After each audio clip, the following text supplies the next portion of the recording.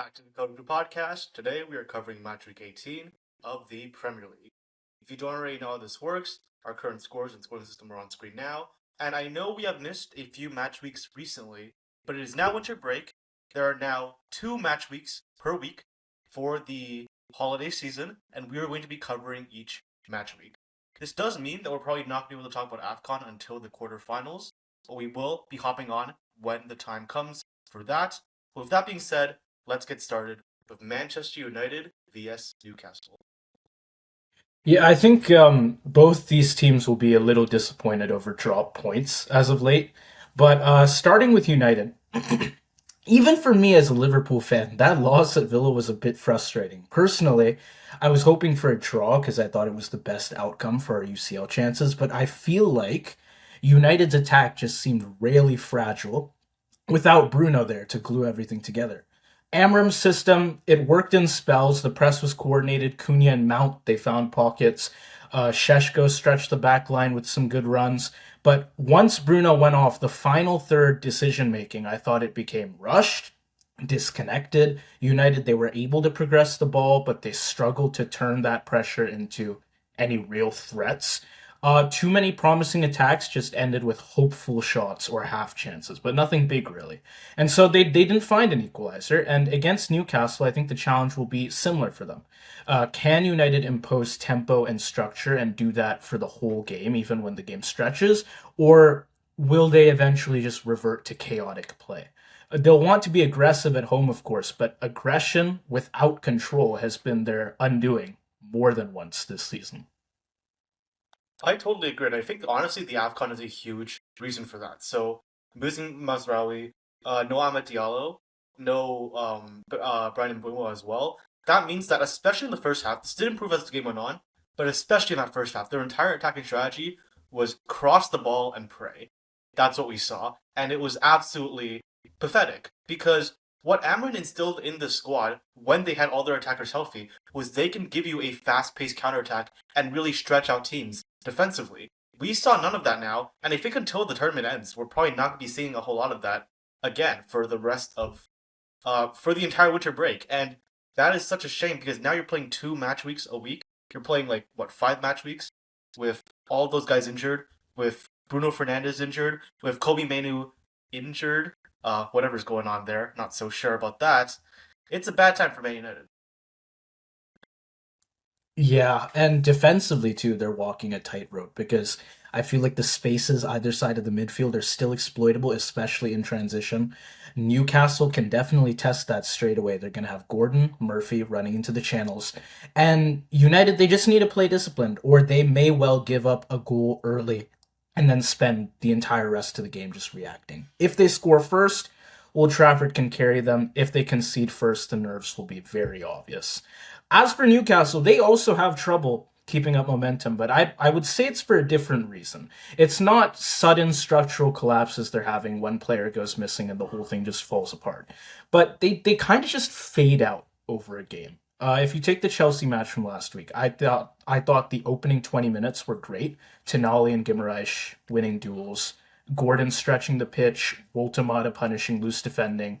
They kept the intensity for a while, but Chelsea started to find speed and directness in the second half, and Newcastle just slowly lost their control. So I think in this next game, they can start strong again, but they need to recognize they can't keep up that tempo for the whole game. And if they do wear themselves out trying to score more than one early on, they may well give United a path back in. Same thing that they did for Chelsea. Yeah, I mean, we have seen Newcastle, I think against Chelsea, they were winning until Chelsea's midfield kicked in. And I could potentially see something similar happening here because on paper, especially with Bruno Fernandes out, I don't know what the midfield duo is going to be. Is it going to be like a 4 foot Lissandro Martinez and Manuel Ugarte? Is it going to be Jack Fletcher? I think clearly Amron is too prideful to play Kobe Manu now, so I don't know what's up with that again. I'm not going to say any conspiracy theories, but I don't know what's going on there, is all I'm going to say. Very suspicious timing. That being said, yeah, Newcastle on paper should dominate the midfield, but I think a big issue with them is that so far this season, I'm still not convinced by how they perform away from home. I know they got that 4-1 demolition of Everton, but like that was the only time. I really can't think of when else Newcastle has played at home or away from home the way they do at home. So I think that could be a big issue here against United at Old Trafford. Yeah, I'm gonna say United at home, they will definitely push the tempo early. And like you said, Newcastle will struggle a bit because they have struggled away. But with Bruno out, I think there is still a fragility to how United handle their games, how they handle these more stretched phases of the game. And Newcastle, on the other hand, they're dangerous because they start fast and they hit hard. But again, we've seen how difficult it is for them to sustain that. And on Boxing Day, especially, when the legs tend to fade in the second half and you do get marginally higher scoring games, I think you could see a bit of that here. I know this is our only Boxing Day match for this season, but I don't think I think there will be a bit of a chaos factor here. I can see Newcastle, they strike first, United respond, another late swing on as the game opens up. I'm going to say United take this one 2-1. Honestly, this is Whoa. hard. Okay. This is a hard one for me to call. I feel like it could go so many different ways, but I do think one thing will be the margins will be tight. Very tight. I'm sure of that. No team is going to get very far ahead. I think this could deadass be like the last or second to last play is going to be what gets a team the winner here. I This will actually be think a down to the last or wire. second to last minute play is going to be what gets a drawing goal, not a winning goal. But Okay. I fully agree with your sentiment here. What I will say is, I mean, first off, Newcastle is clearly winning the Bruno matchup because they have one and United don't. But that being said, I think I agree. Newcastle's probably going to dominate the midfield at the beginning. I think United showed against Villa that if their players have a good day, especially if Aiden Heaven performs the way he did against Villa, Newcastle can't assume that just because they're dominating, they're going to score a bunch of goals. So I think the longer that Newcastle sustain only a one goal lead, because I do think they will score first, the more threatened they will be. And I see a huge glaring weakness in Newcastle's defense, which we haven't talked about yet. And that is the fact that with all of those injuries, Lewis Miley, and listen, I rate Lewis Miley. He's a great player. He's not a right back. So him up against Dorgu and Cunha. Cunha, by the way, who has scored in the last two Premier League games. I think last minute Cunha scores an equalizer. This game ends 1-1. Yeah, no, absolutely. I think regardless of what happens, there has to be a late goal here for sure. Like past 90th minute. Okay. Next we have Nottingham Forest who looking to find their attacking edge again, but maybe not a great time because they are coming up against a ruthless City team. I think they will struggle a bit, but what do you think? I think in order to beat City right now, you have to take advantage of the very few chances you get. I mean, for example, very recently we saw Palace have more XG than City actually in a game, but then lose 3-0. That's the kind of team City is turning back into. Why might that be, by the way? Yeah, I wonder who on Crystal Palace is not finishing right now. Who had to get replaced with Christantius Uche because he was doing Yeah, it that bad? who's bringing players we've never heard of and giving them spotlight in the Prem? Yeah, Man. we'll talk Anyways, about him later, I yeah, guess. that Yeah. that we'll get there. The issue for Nottingham is Chris Wood is out still, and Morgan Gibbs White and Igor Jesus are having very similar problems to a certain other player on Crystal Palace in that they are wildly, both of them, underperforming their XG. And you cannot be having that form coming into a game against Man City. I know you're at home, but still against Man City, where you are definitely going to have fewer chances. You're going to have less possession. You have to be clinical, and I don't think Nottingham are capable of doing that right now. Yeah, I think for Forest, that Fulham game was frustrating because it really felt like a step backwards after the Spurs performance, which I thought was really good for them. In this Fulham match, the structure was fine, the attacking bite was not. They just had no edge. Hudson-Odoi, Gibbs White, Anderson, they all looked hesitant. They were waiting for something to happen, but they really were not forcing it. They ended up with what? 12 shots, I think one or two on target, and Leno barely had an actual save to make. 0 shots on target in the opposition box, by the way. Yeah. So all long shots. And like you said, against City, that's even more costly, that hesitation, because you're going to get way less chances to begin with. Forest do not need to outplay City here. They should not expect to outplay City, but they do need that edge that they were missing last game. With the moments they do get, they have to be ruthless because, like you said, there won't be many of them. And if they don't do real well with one of those few chances, they will likely end up scoreless here. Yeah, I think I agree with that. And speaking of not long shots, one of the only teams that's actually hitting them consistently as of late is Manchester City.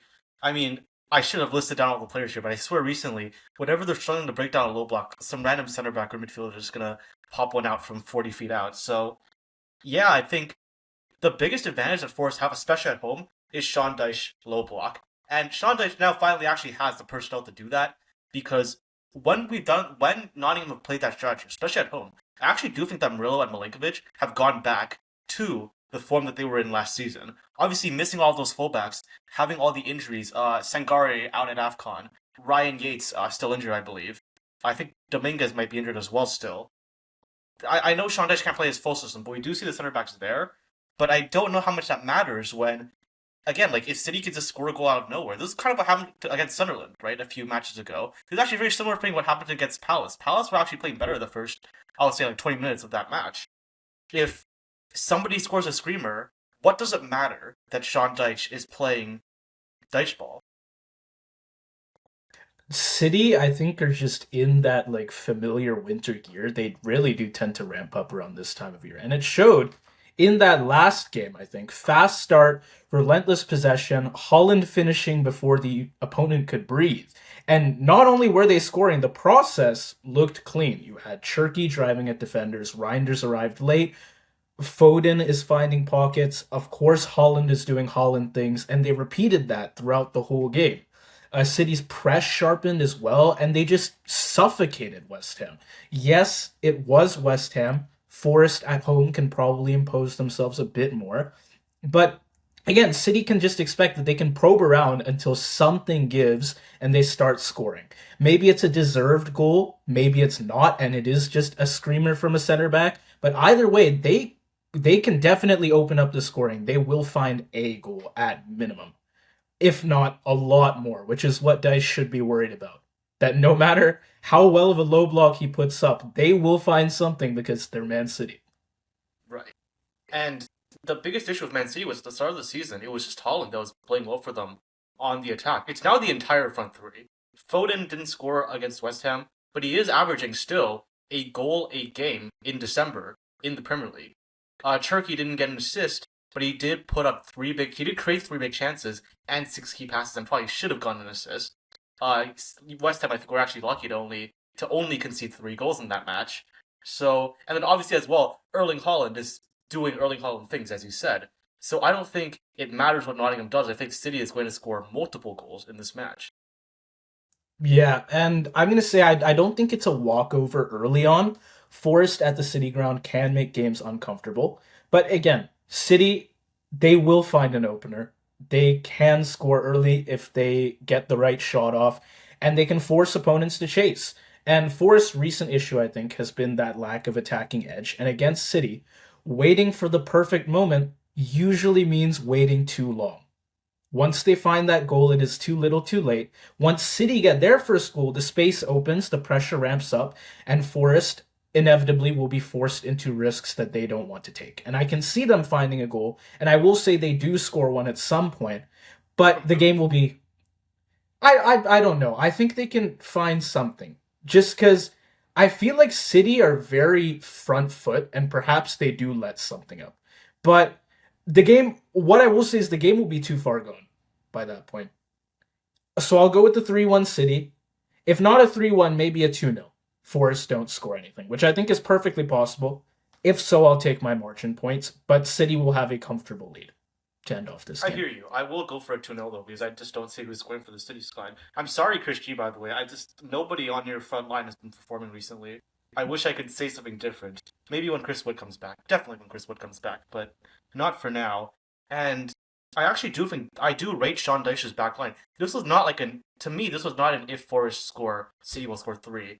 Like it wasn't a situation like that. I really do think that Dyche's defensive system will play well. And City will probably only get two goals because they can score goals out of nothing right now. So I'm gonna say City win this one 2-0. I actually don't think Nottingham's gonna play that bad at all. Okay, yeah.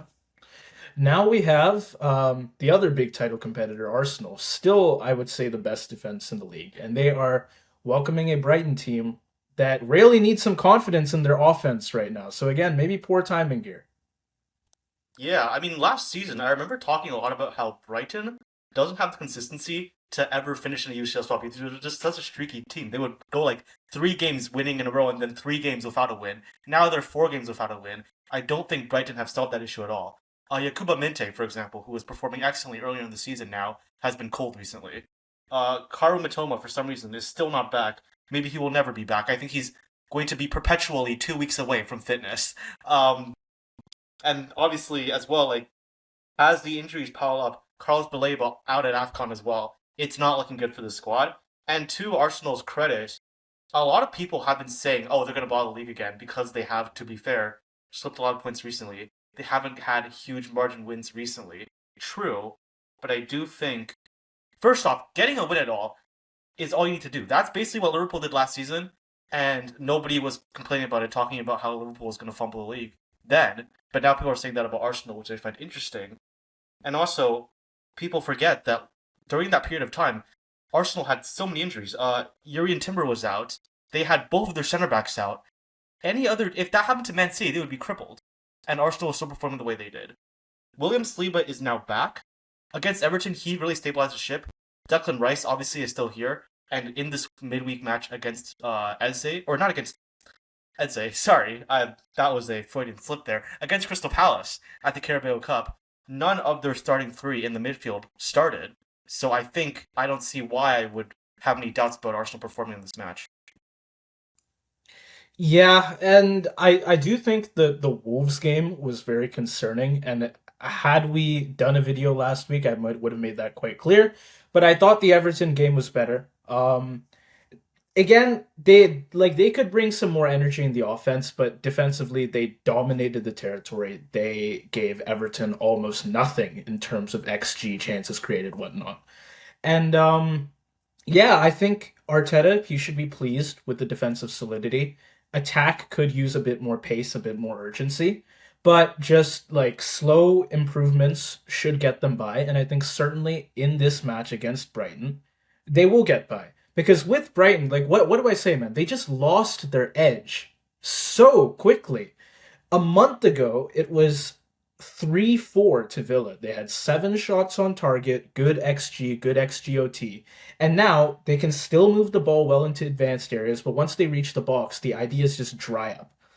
In this last game against Sunderland, Ayari had chances. Rudder dropped into pockets intelligently. Minte provided some good width, some good pace, yet none of it translated into goals. And in fact, I don't think there was a single chance over zero point 0.1 expected goals on target.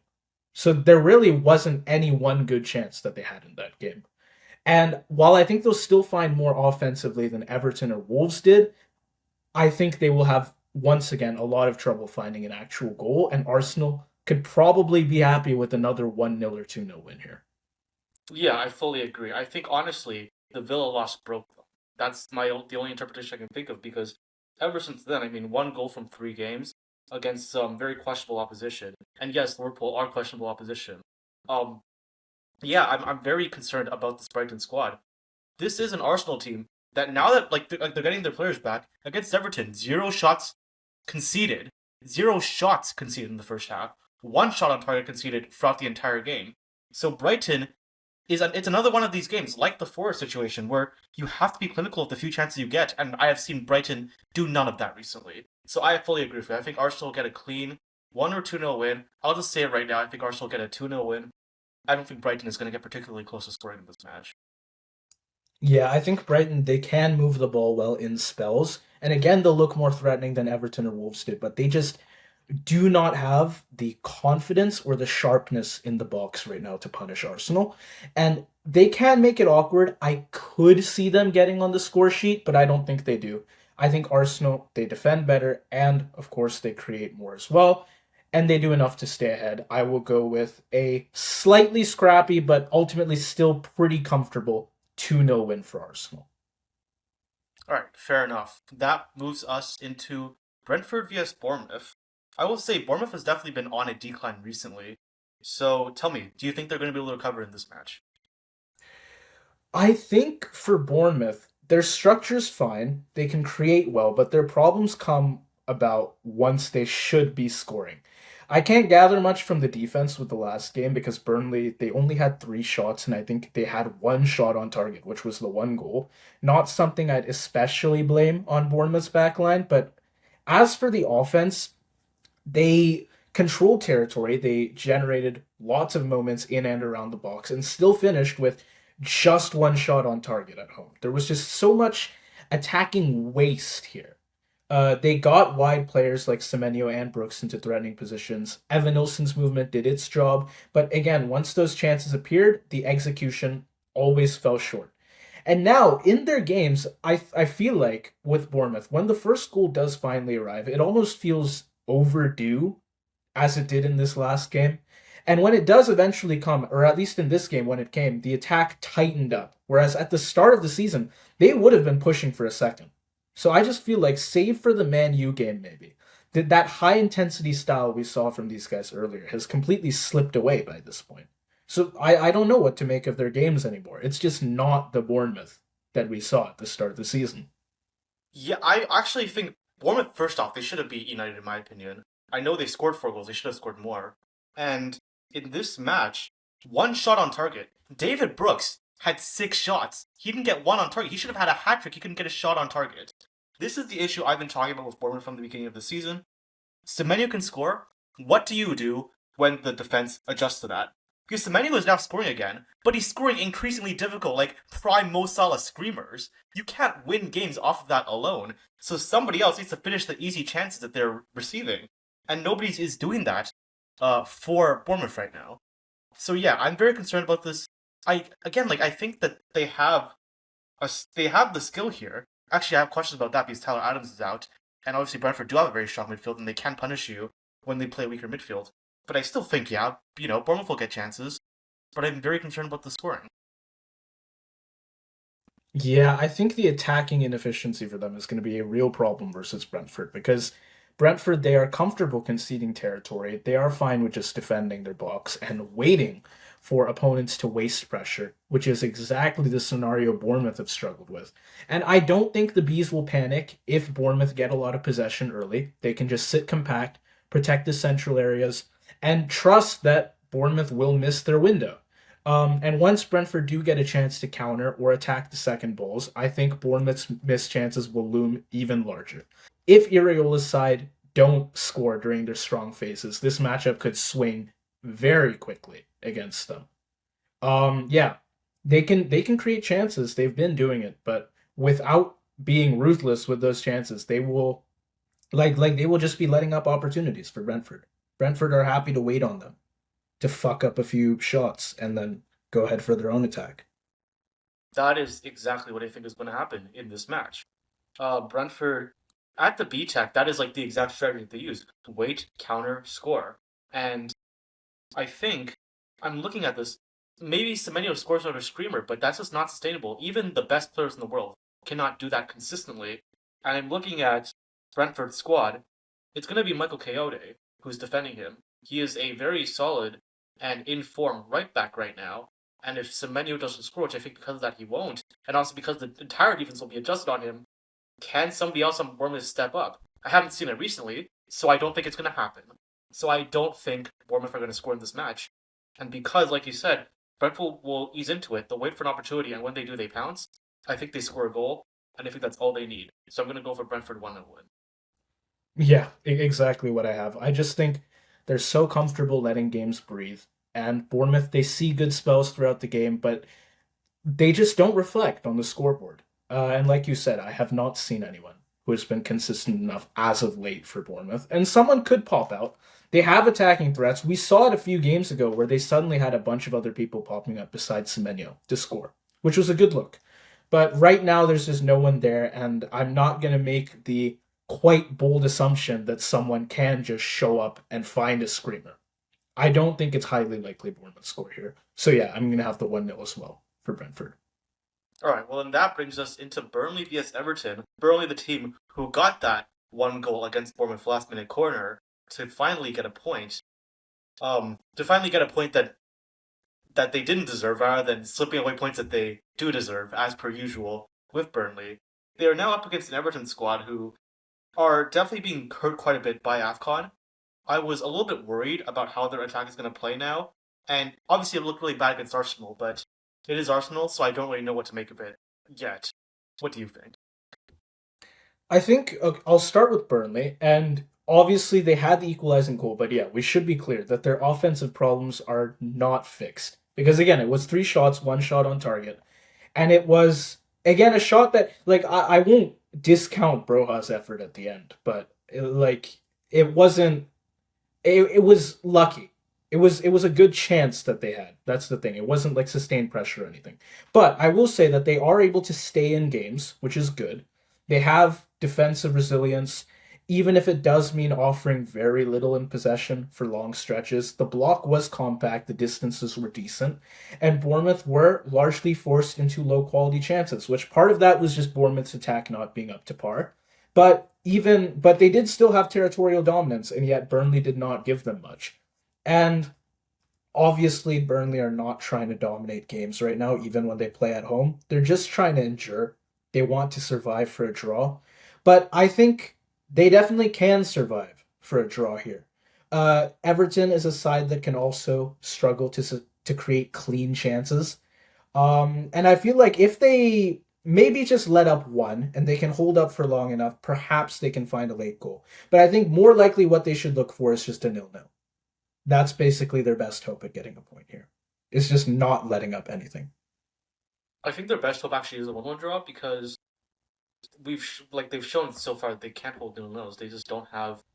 I don't know if it's the pedigree, it's the experience, what it is. As a rookie team in the Premier League, they've just not been able to do it. And I will say, Burnley, to their credit, I mean, two of their best players are easily Leslie Ogochukwu and Josh Cullen. And against teams that have struggling double pivots, that has actually allowed them to create chances. Maybe not turn those attacks into very clean cut shots all the time, but still create chances for sure. And again, like I said, not just AFCON, obviously that's part of the problem.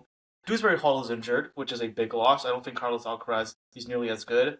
Obviously, no Iliman Njai to AFCON, as well as no Gay, which means that Arabunam is going to be playing as a starter.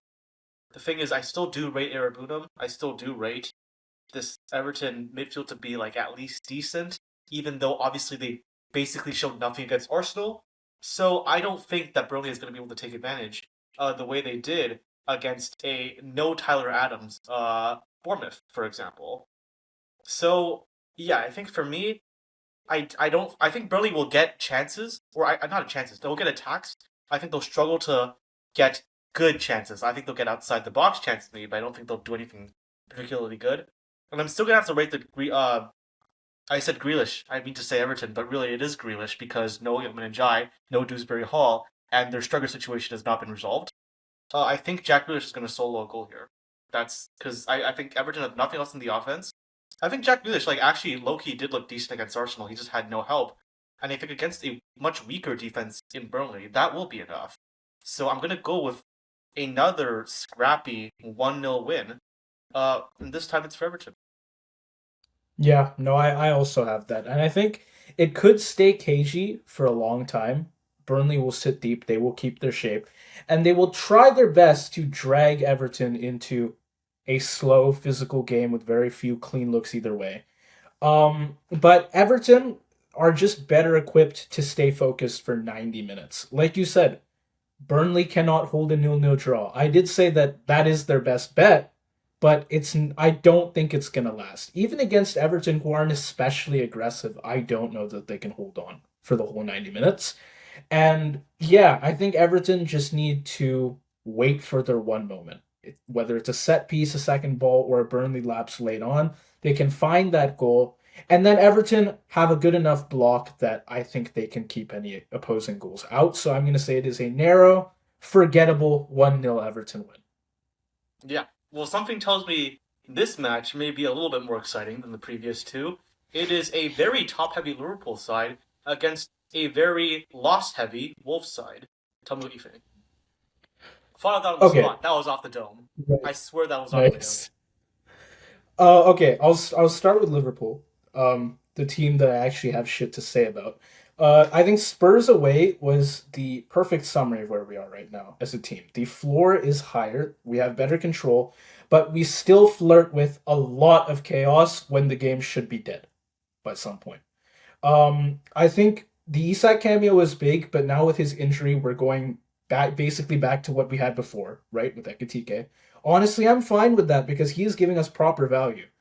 Channel runs, link play, and that amazing attack the cross like you mean it header. But Sobo is unfortunately suspended as well. But fortunately, it's against Wolves. So Right. I think we just need Jones, Grav, and Maka to keep up a decent rhythm so we aren't too slow.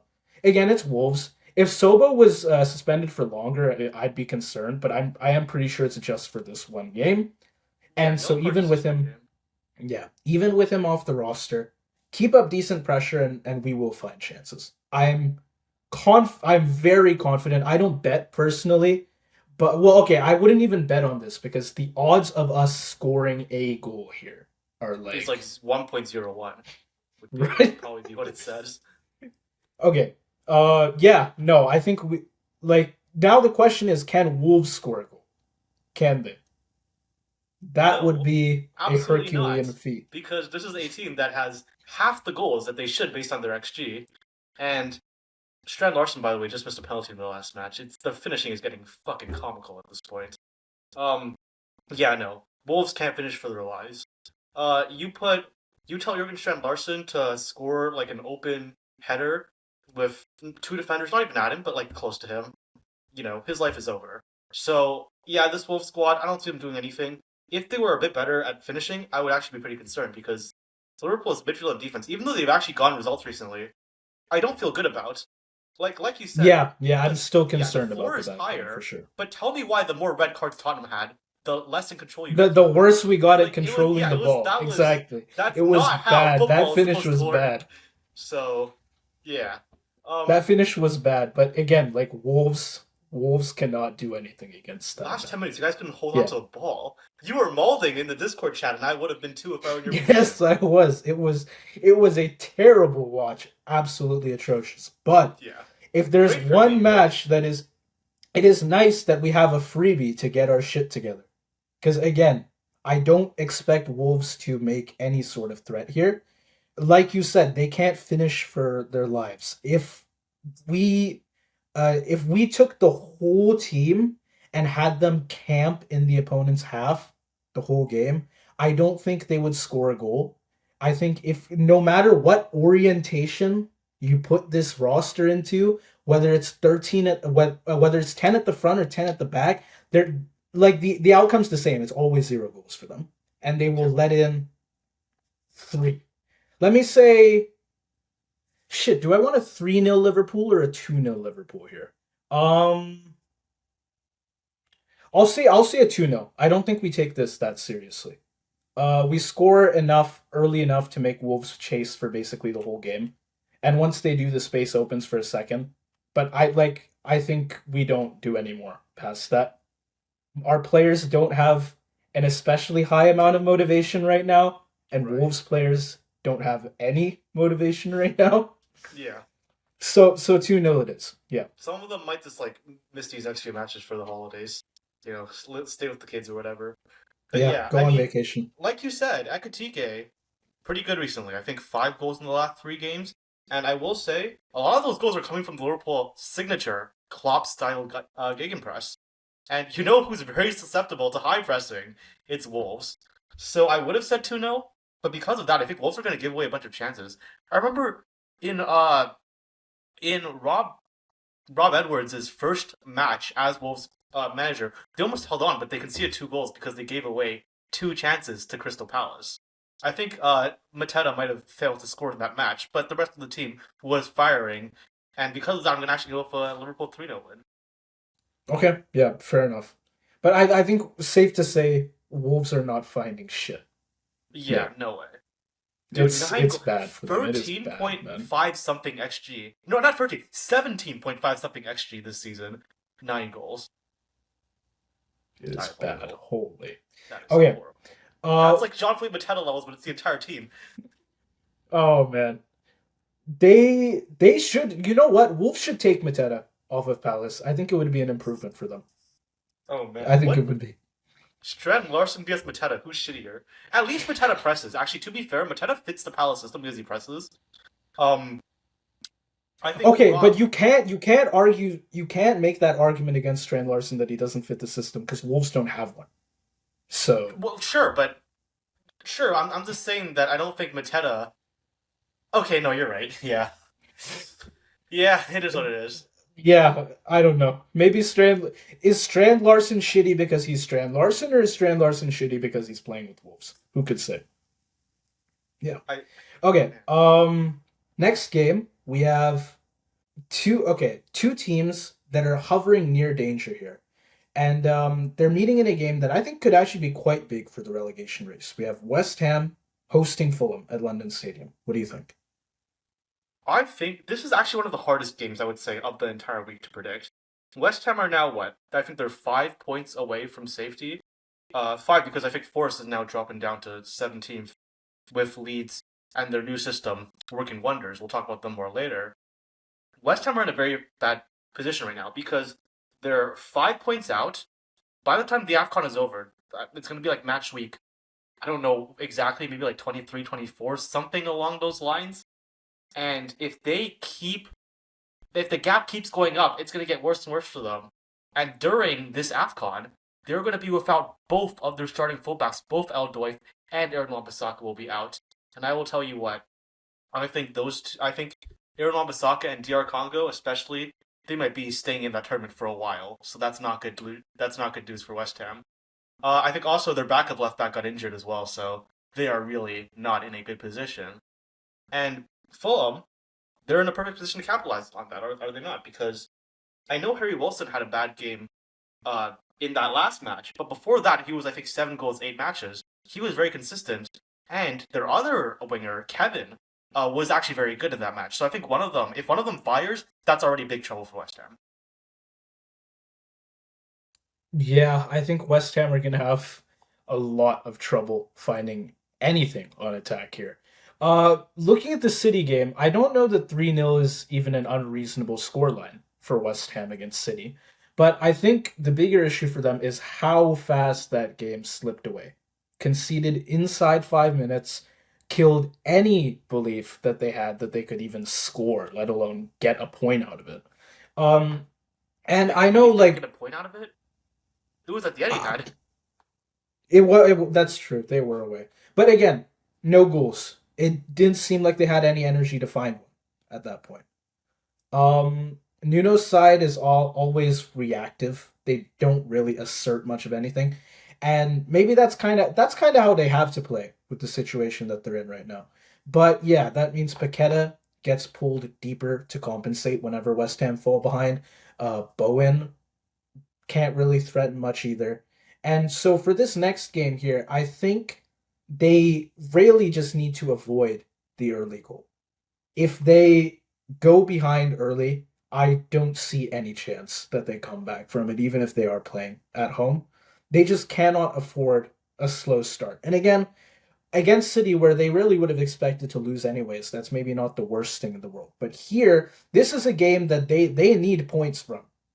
They seriously need to find something here, a It's draw at the desperate. It's getting minimum. dire. Yeah. If they don't find a point here, like if they can keep it nil-nil through, I don't know, the opening half hour, maybe even the first half, I think the match becomes a lot more playable for them. But I see a good chance that Fulham scores earlier than that, and if they do, it's bad. It is bad for the Hammers team. Yeah. The good thing is actually outside of that, Fulham don't really have a lot of avenues for attack because Raul Jimenez, at least at club level, has not been good recently. Fulham's midfield is in a lot of trouble because of AFCON. Chukwueze, Iwobi is out. The double pivot continues to look really questionable. And I do think West Ham, if they can get control of the midfield, especially as the game goes on, that's where they take advantage. That's where you see Jared Bowen and Lucas Paqueta sort of solo carry. So I do think West Ham actually do have a decent shot in this match. As long as they don't concede too early, as you're saying, I think they will go into the match. And I think that they can potentially get a goal or two and get a result here. Okay, yeah, fair enough.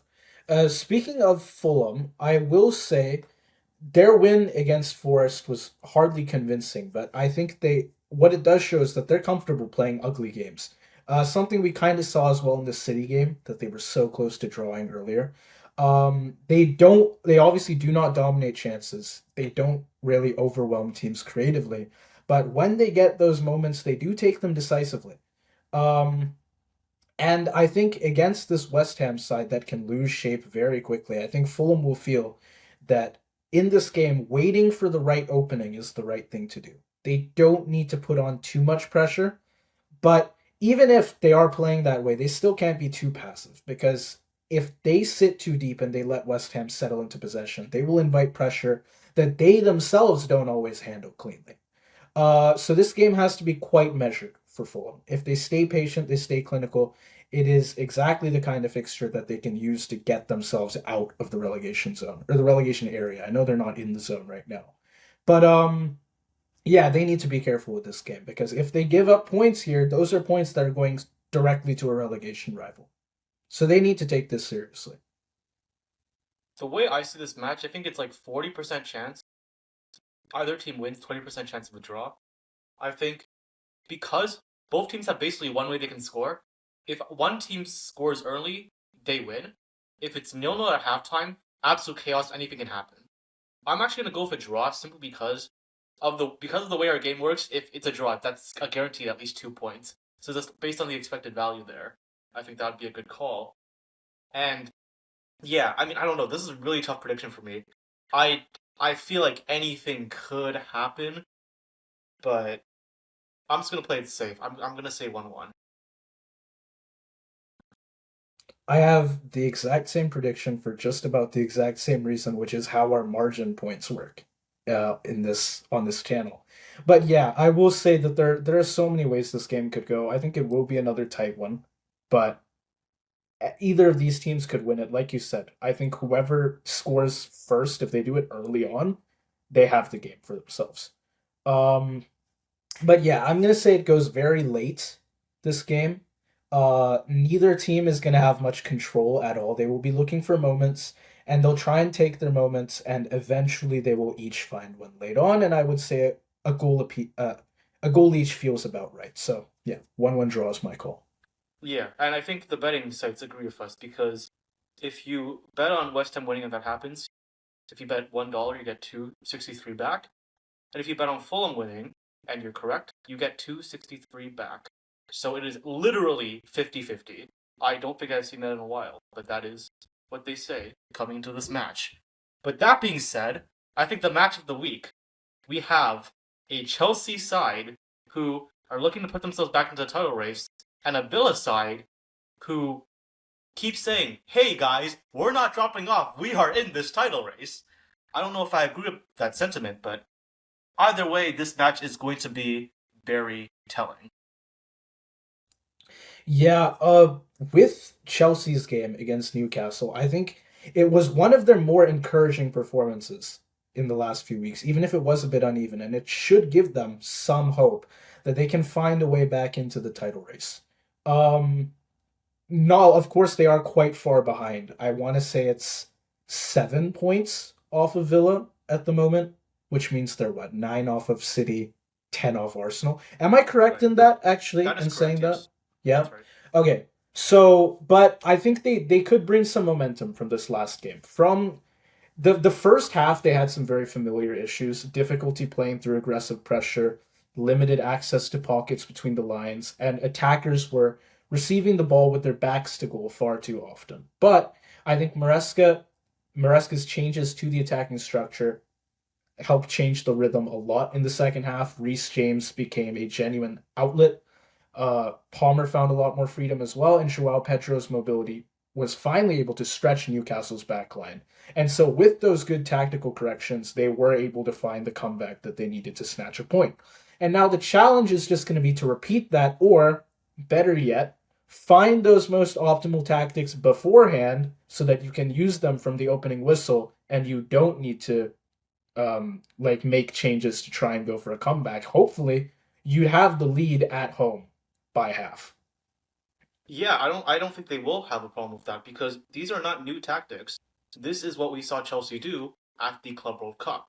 What Chelsea did in the second half is exactly what we saw them do at the Club World Cup.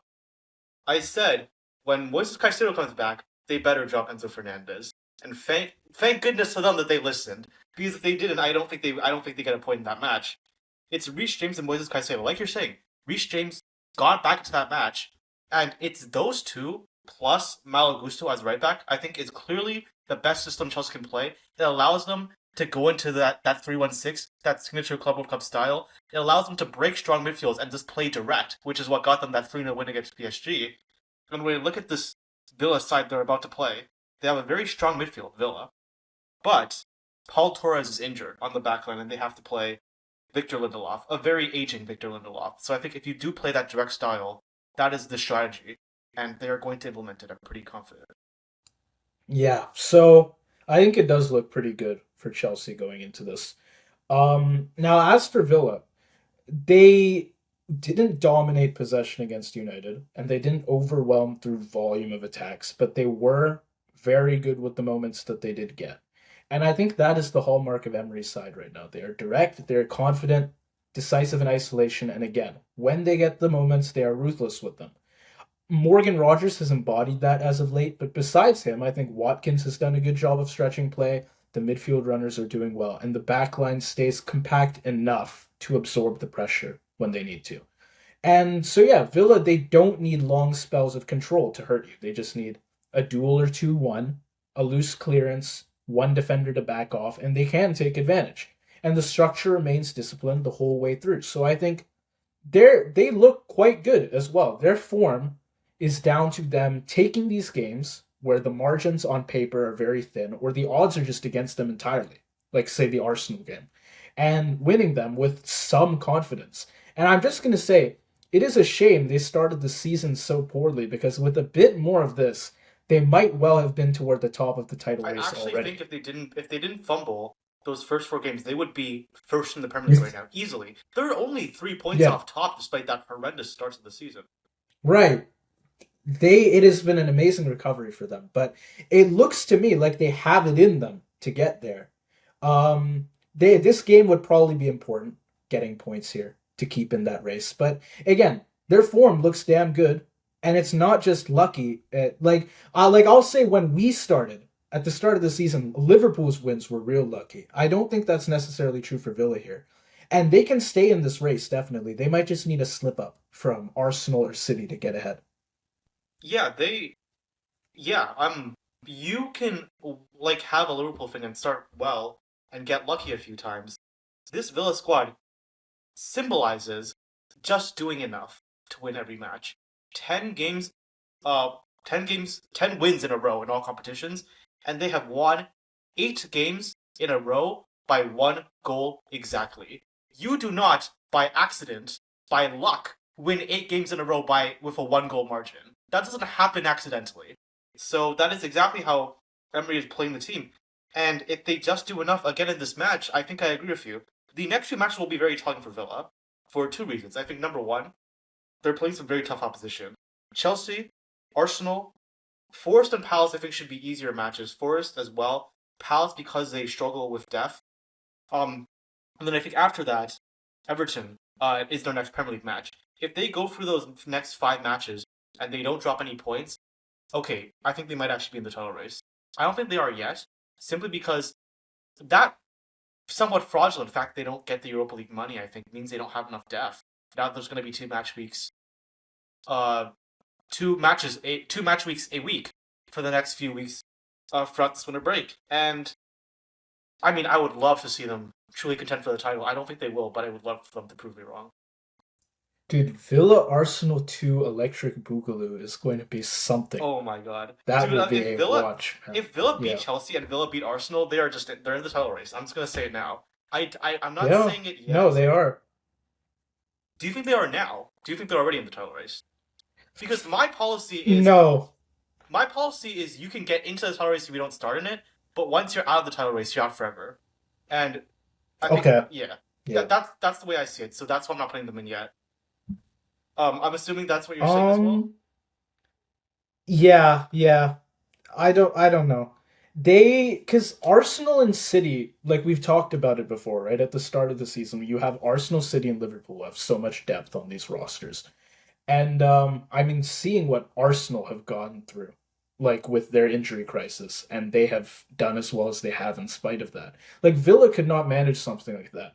And there is that factor of just bad luck. And like if that happens to Villa, I don't think they're gonna get through a scenario like that. But if luck is on their side, I think they do have the roster and they do have the form and the tactics that they can put up a very good fight for the title. It's just that for me, a lot of things need to go right for that to work. But again, like you said, if they beat Chelsea and they beat Arsenal, I think I'll be fully convinced at that point. Yeah, me too. Yeah. 100%. Because Okay.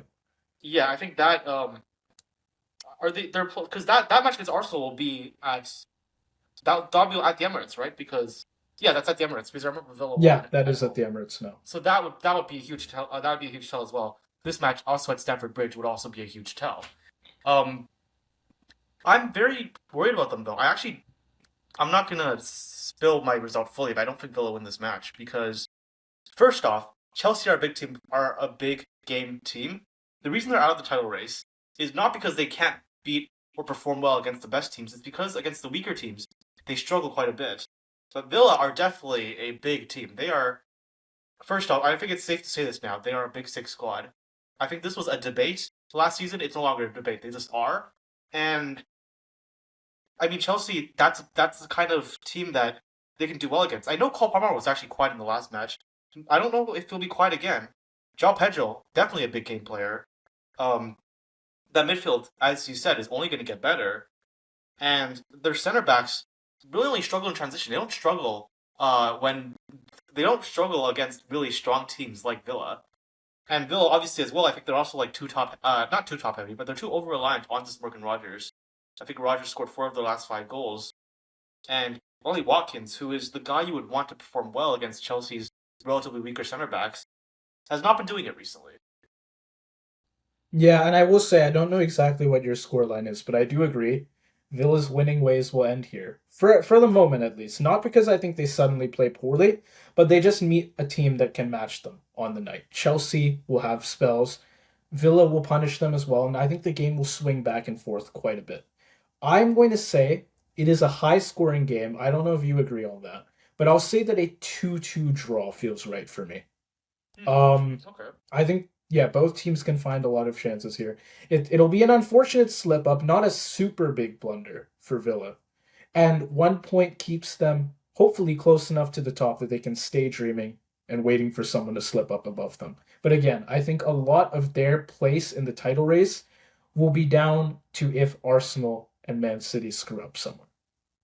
So Luckily, that's kind of just at something they least have to for wait Arsenal, for. that's actually in their hands very soon. So yeah, that is obviously a positive. We're gonna see both of those matches before the new year, which is gonna be quite a holiday treat, I must say.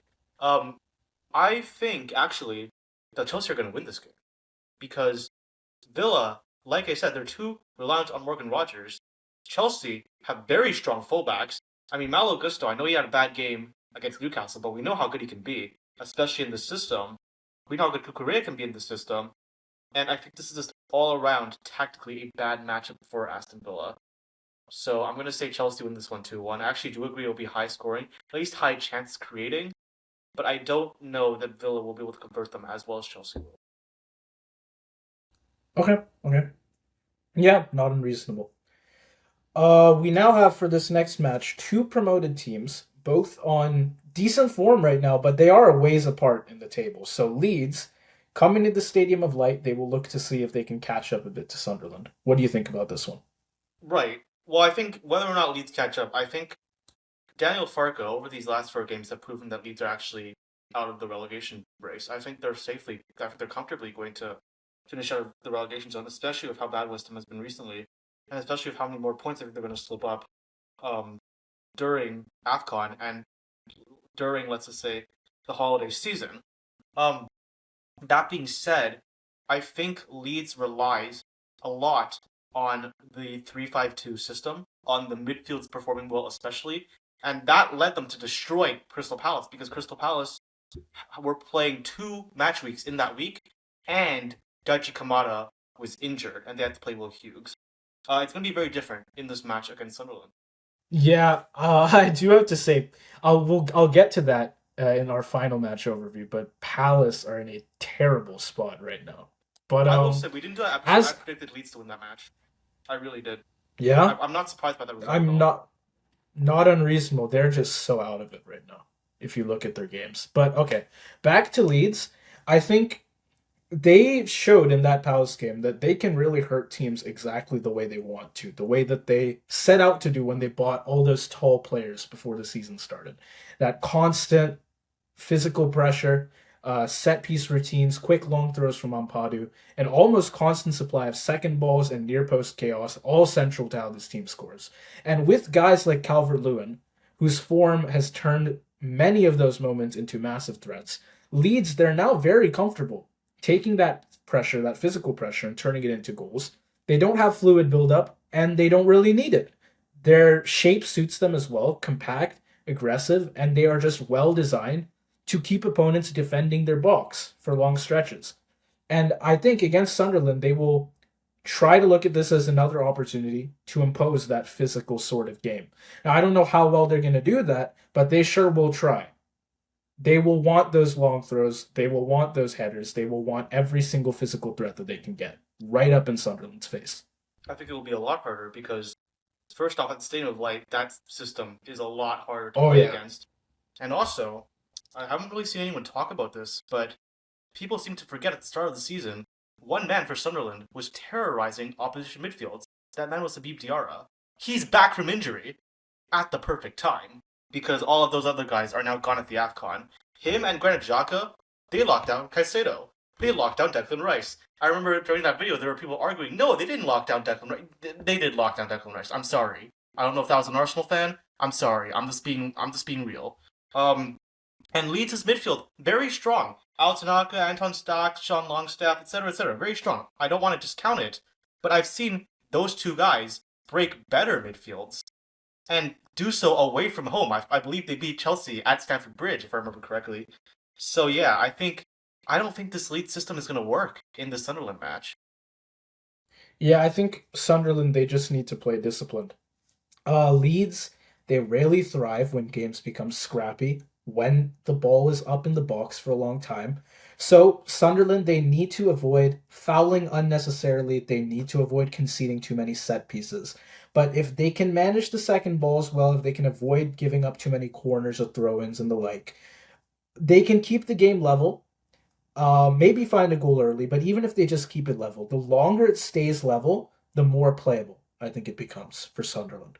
And so, what I'm going to say is Leeds obviously have a clear plan as to how they should try and execute the win here, but Sunderland is going to make that plan way more difficult to execute than it was at Palace.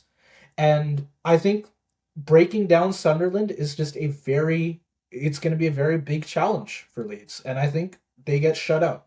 So it'll be a low event game, and one well worked moment is enough to give Sunderland the edge here. I'm going to say they find a 1-0 win at home. Fully agreed. I actually think Sunderland is also going to get a 1-0 win at home. And the main reason for that, not only is it the midfield thing I was talking about, Habib Diarra and Granit Xhaka I think are going to dominate this match. Also, somehow, despite AFCON, they're still not playing badly. They lost their best striker in Bertrand Traore. They lost key fullbacks in Artur Masakau and Reynaldo Mandava. They lost Talbi and they lost Noah Siddiqui. But like I said, Chris Rigg is back. That guy, I forgot that he was a baller, but he's here. Uh, Obviously, Habib Diarra is back at the perfect time. Gertruda, we forgot about him. He's back too. I didn't know Trey Hume could play left back, but apparently he can because that was a brilliant display against Brighton. And the one guy who we talked about at the start of the season, who we expected to have a much bigger impact, but he has done nothing up until now. But now that we're in AFCON, Simon motherfucking Adingra. I'm telling you right now, this guy's going to be the one guy who scores the goal. I know he's done absolutely nothing so far in the Premier League. He's going to be that one guy. Because what Leeds cannot deal with right now is pace. And he is going to be the one who provides that for them. So, I totally agree with you. Sunderland 1-0 win with the Stadium of Light as that 12th man. Okay. Then to finish the match week, we have two teams that I would say are going through a lot right now. A lot. For Palace, it is fatigue. Spurs is just so many fucking injuries. Spurs is And Spurs. they both have a chance to get back to form here, or they could very well sink even further. So this game could be real good or real bad for either of these teams. Who do you think comes out on top here? Well, first off, I have to say Crystal Palace's morale I think is in the gutter because I just Oh yeah, watched them lose a devastating penalty shootout it is in that farewell cup. terrible right now. Oh, dude, 4-1 to Leeds, and then you go and screw up that cup game at the very end. It is Like that is bad. so bad too. Oh Because I man. thought because with the Gahey goal at last minute, you would think they have actually the momentum, and then I think it was 15 penalties without a single save, without a keeper even getting like close to a save. Very few times did a keeper even guess correctly which way the ball was going. Yeah, tough, very very tough loss. And like I said earlier, this means once again the Palace are going to have to play 2 games in a match week, and Adam Wharton has consistently had a performance drop when playing 2 games in a match week. Because of his role, it's very high stamina. With Dutch Kamada out, it's going to be even higher stamina because I don't rate Will Hughes, with all due respect to the guy. And normally, like I would actually expect this Palace team to overrun the Tottenham midfield, but because of this, I'm not so sure. Yeah, they're so out of it right now, man. And I think they really need to approach this game pragmatically. They cannot bring like a high tempo end to end approach like they have for games earlier in the season. They need some more controlled spells, recycle possession, and hopefully let the back three breathe a bit. Yeah, that's what they need really, long sequences with the ball. And so they have to be as well selective with pressing. If they try and chase everything, they will tire themselves out, as they have done in many of these games so far. Something they unfortunately can't control. I mean, they've been stretched by Europe. It's such a congested domestic schedule as well. At least now they don't have to worry about the cup anymore, but we just But they had also that have to game worry. They today. still have to worry about 2 match weeks. 2 match weeks in a week though. They're still gonna have to play 2 matches every Yep, week because of the Premier League. we've So still I actually got think they're gonna ground struggle quite a super bit. dense right now. I think they're gonna really They struggle for the will. next month. They have, they absolutely will. And yeah, I don't know. They were on such great form from end of last season going into start of this one, but I like that does not matter right now. Whatever they were doing before does not matter. This is a whole new ball game for them. And yeah, I guess their goal is not to dominate Spurs, even though they're playing at home. They just need to try and arrive at like the final 20 minutes with something left in the tank. That's basically what they've got to do. If they need, leave it 0-0 until then, and then they can hope to find something at the end. But if they're too aggressive at the start, I think there's a good chance this goes Tottenham's way, and they find a win instead. Yeah, I actually don't think I'm actually not too worried about Palace conceding a goal early and then absolutely collapsing. Because I actually don't. That's actually not what happened in the Leeds match. What happened is Leeds dominated the entire match. They had a better system. They outpaced them. They out physic. They had the better physicality and aggression. And I think if Tottenham do score early, I don't think that actually puts Palace out of it in this match at least, especially at home. Um, and Tottenham obviously have issues of their own. They're very inconsistent right now. The midfield is also not great. Xavi Simons and Christian Romero are out due to red cards, which is going to really weaken the defense especially. And I don't really see where the goals come from. Yeah, I don't expect much scoring here either. I think for Spurs, they did show in the Liverpool game. They can produce some strong spells. If they press with coordination, they play forward quickly, they can produce some strong moments. But to do that, they need emotional control, something they did not have much of versus Liverpool. And I wouldn't say the issue was just the red cards.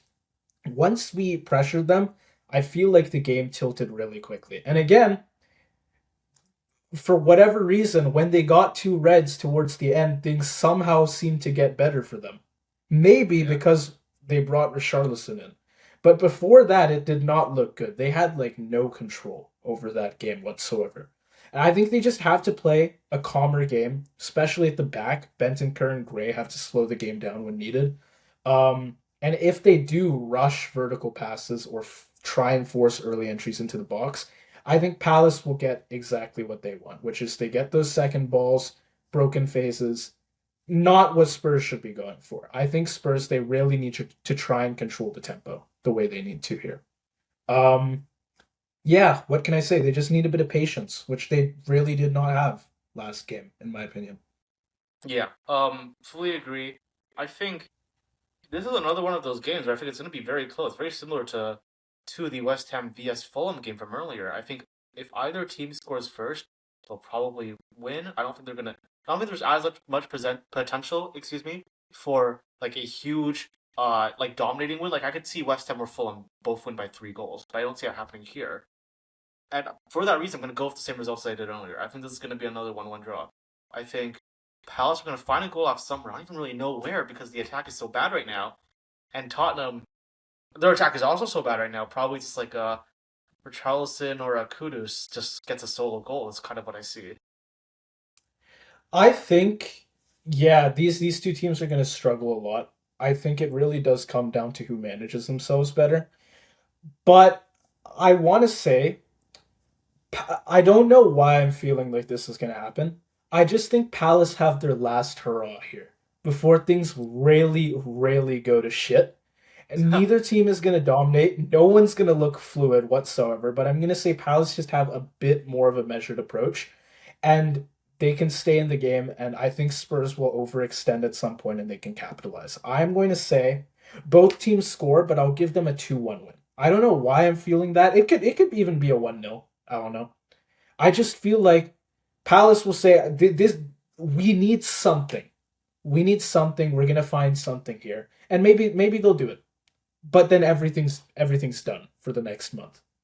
This is the Yeah, I don't last. disagree with that. This is their That's fine. last hope. I don't know. Yeah, I Yeah, actually I think Palace probably do stop a better chance of winning just because they're at home.